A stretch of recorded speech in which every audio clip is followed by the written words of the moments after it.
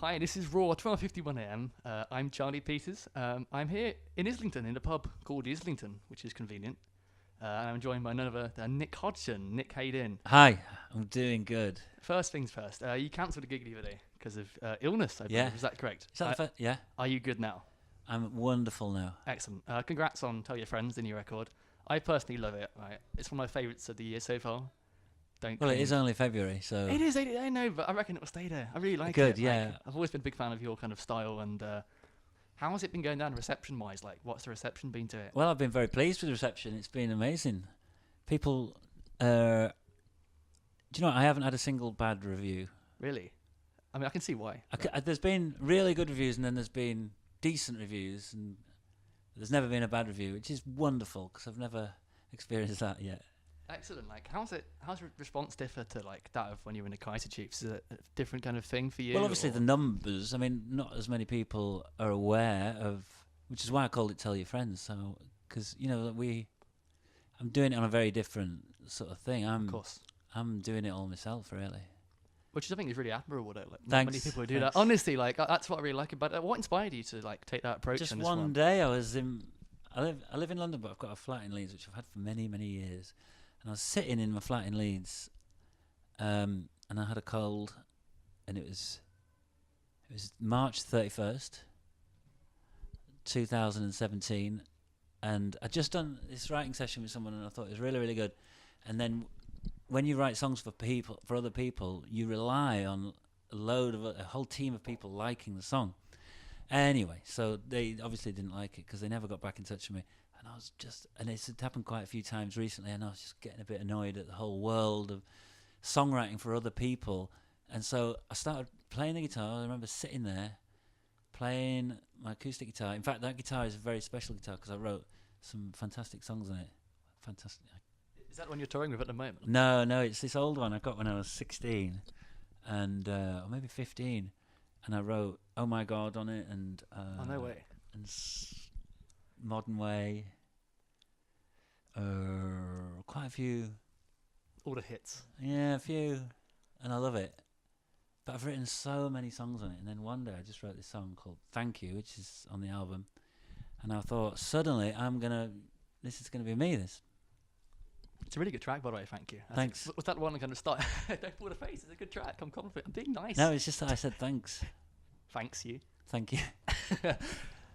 Was that the kind of track that kind of kick-started the whole record? Then? Yes, because on the Kaiser Chiefs records, I'd have a little song every so often, "Boxing Champ" and "Remember You're a Girl." Remember You're a Girl. That's one of my favourites. Actually. Yeah, so they all had a similar thing in common. They were very different to the whole band setup, where it was, full on, sort of anthemic, and it was just these tiny little delicate songs. And so I thought, when I was writing "Thank You," I thought, okay, here's another delicate song. I'll make a whole collection of delicate songs and put them out. And then actually I started writing. I think RSVP came along, and that was one that I thought, oh, actually this could be a proper banger, playing it live with a band instead of just a little tiny song just for me. So you mentioned earlier on that this record wasn't necessarily designed to be played live as such, just like a studio project at first. How are you finding the songs are translating to the live setting so far? Okay, so I've done about 3 gigs, I think. This is the 4th gig, and it's amazing. I mean, I get off stage and I've had a good time and everything, but it's not. I sort of talk to people after, and they say that they thought it was wonderful. This is what's happened 3 times now, and so I'm like, okay, and I can't really see that it is wonderful when I'm on stage doing it, and then people tell me they love it.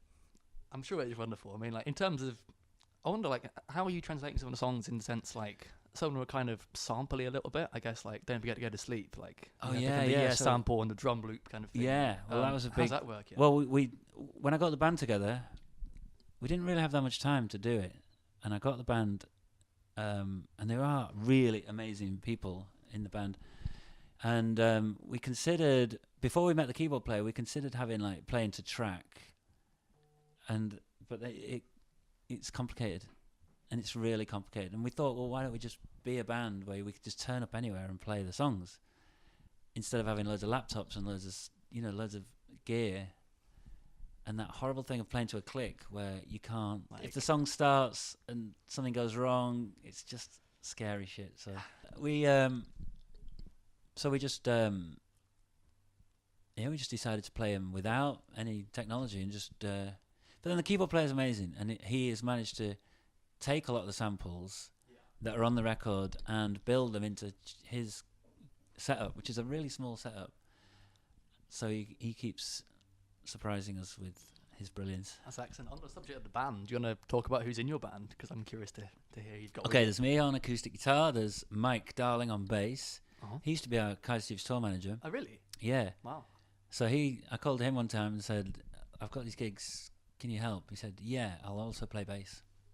Nice. Brilliant. Sorted. Okay, so then we've got the drummer who I know from the Howling Bells. Oh, really? Yeah. Weren't you in Albert was some guys from the... I was, yeah. The singer, Juanita, I was in Albert with. What happened to Albert, by the way? we 'Cause just- I really love the track on Juanita SoundCloud. was doing a Howling Bells record, and so she went off and did that, and then because it was only for fun, Okay. which we kept almost lost sight of that it was for fun, and so we needed to. We were getting too serious.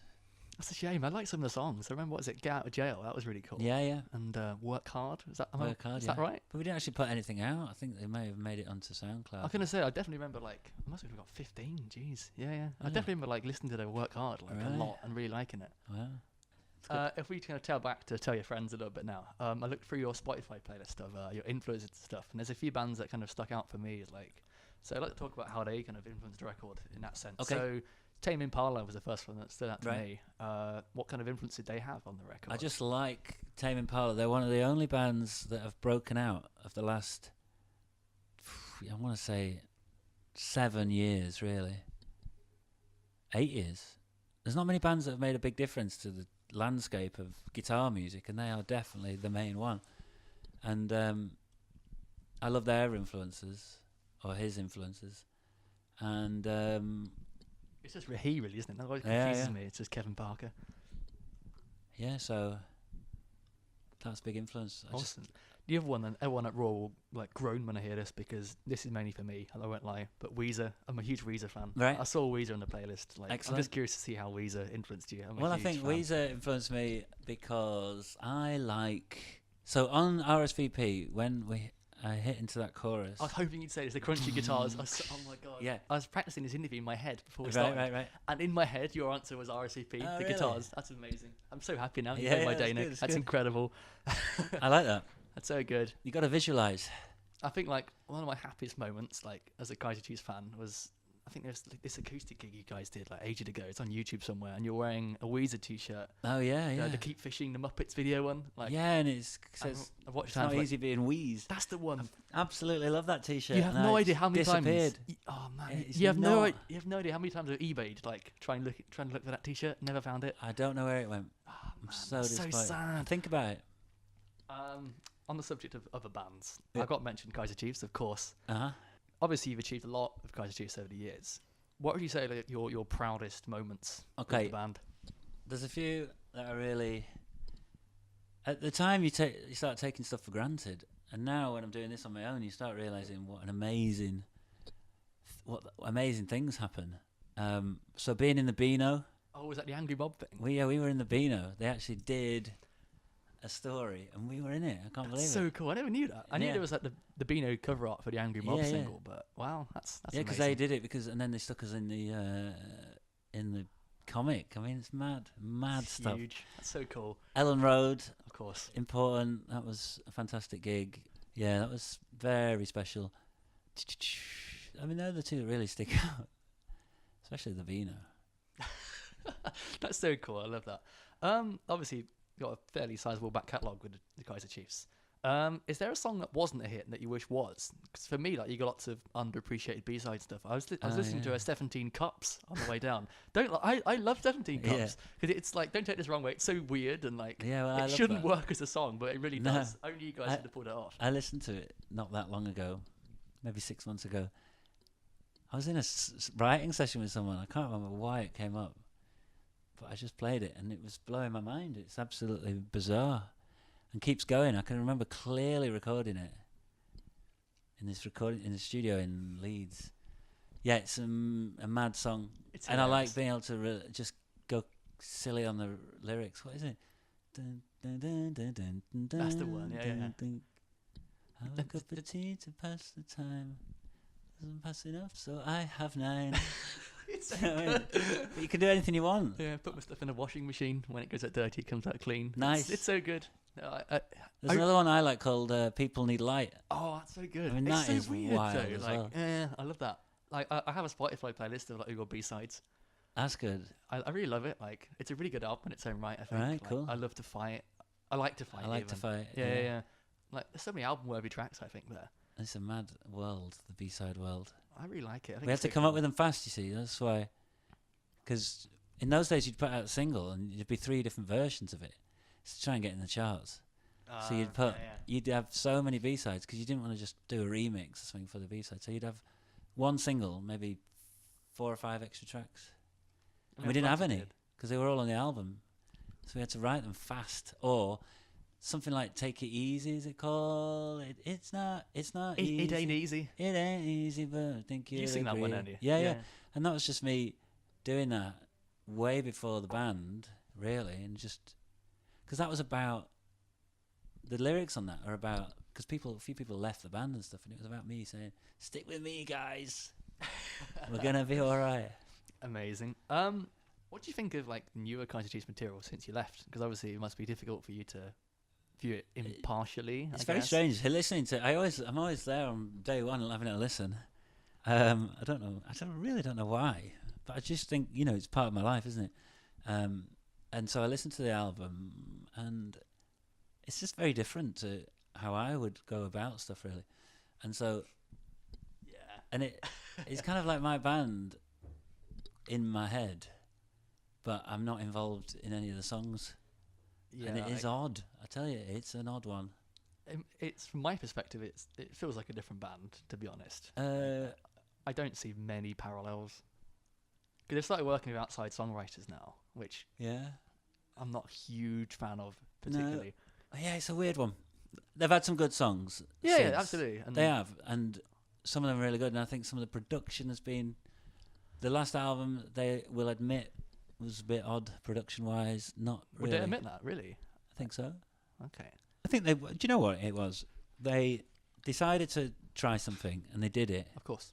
And that is always. You should always. I got a huge credit for them for Yeah, trying. you got to credit people for that because they wanted to do something different. They didn't want to just be a normal guitar band like everyone else, and they did something, and it's got good bits and bad bits. It definitely has and its they will moments. definitely admit that. I'm sure of it. It definitely has its moments. Like I do admire their balls to try something like that. Yeah, no, I just it's got interesting though. sidetracked. It's interesting. I'd like to sit down and have an interview with them. Do it with me. We'd do it. Okay. Yeah, I'd love to. Is that a deal? You and me interview Kaiser Chiefs. I would do it. That's amazing. That's a Raw exclusive. Well, it is Nick on Hodgson. my part. You've got to ask them now, haven't you? We mentioned like working with outside artists and stuff like that, and obviously that's something you've been doing before your solo project. Yeah. So I want to ask about like I'm a huge fan of Ash, and a huge fan of Aardman movies as well. So I have to ask about Feels Like Summer with Tim Wheeler, Yeah. Shaun the Sheep movie. Yeah. What was that like? I got asked to do a couple of songs on that film, and the guy who composed it was called Ilanesh Kerry, who composed the score for the film. And so I went in and I got like a real brief of how it has to be. It has to be this, and this. Has to conjure images of this and that and this. And then I just took it all on board and had a few ideas. A couple got rejected, and then I got another one, and then that was. So I had the chorus basically, and I had the melody verse, and then Elan, the composer, he is like real good friends with Tim Wheeler, and then Tim came along and wrote all the words and sang it. So that every day feel. See, for me, I always try and attack the chorus and make sure that there's something. If you've got a good chorus, you can get a good verse, but you can't do it the other way around. So, Okay, that's interesting actually. Okay, that's cool. I only am happy with a song when I've got a chorus that I just feel good about. What's your favourite chorus? Ever. Well, that you've written. That I've written. Yeah. It's a great question. A favourite song I've ever written would be I Predict a Riot. It's a I classic. just think I feel very grateful that I often think that songwriting is you've got to be doing it. So you can't. You've got to be in the race to win it, and you've got to have a guitar in your hand all the time, or a piano, or whatever, and write all the time. And then, if all the stars are aligned, something will come into your head, and sometimes that happens, and it's the best feeling ever. But the best time it's ever happened was on that song, and so I will go for that as my favourite chorus. So did you know even then, like, that Riot was going to be something special? Well, I thought it was good, but there's a few stages of what happened.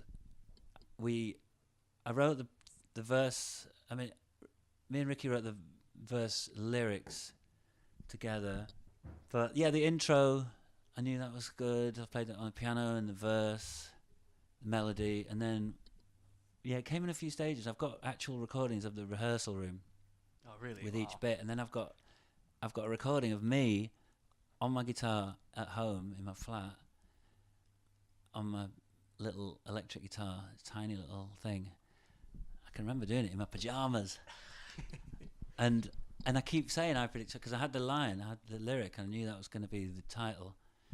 And then gradually doing different versions of the chorus, and then finally hitting on that one bit. And then I took it to the rehearsal room, and Simon clapped.